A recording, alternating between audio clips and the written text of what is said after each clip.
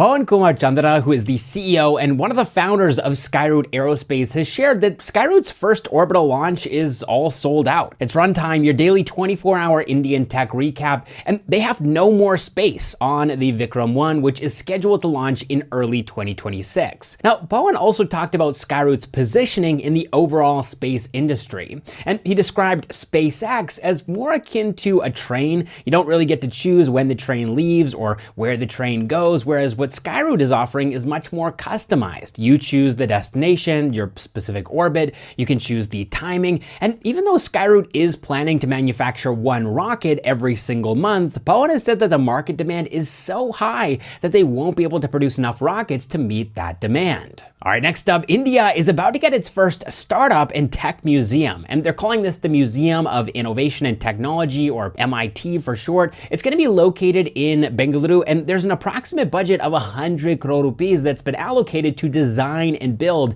this museum. Now, the reason I wanted to highlight it in this video is that Prashant Prakash, who is one of the key people involved in this museum project, said, "We're calling on startups and companies from across the country who'd like to be a part of the museum." And it's going to be an interactive space, so there's lots of room for experimentation. So if you're the founder of a cool tech company, you might want to reach out to Prashant. But anyways, we'll move on to the next news item here, because the DRDO has successfully conducted a high-speed rocket sled test of a fighter aircraft escape system. And this is at a velocity of 800 kilometers per hour. And the test validated a number of different things, like canopy severance, which is the process by which the upper part of the cockpit is removed so that there's space for the pilot to be safely ejected. The test also validated the ejection sequencing. And there are a lot of steps that need to happen in just the right order for all of this to take place safely. And if any one of them is early or too late, then it can be catastrophic. And then finally, the test also validated the complete aircrew recovery, which is all of the stuff that happens after the pilot has been separated from the seat, like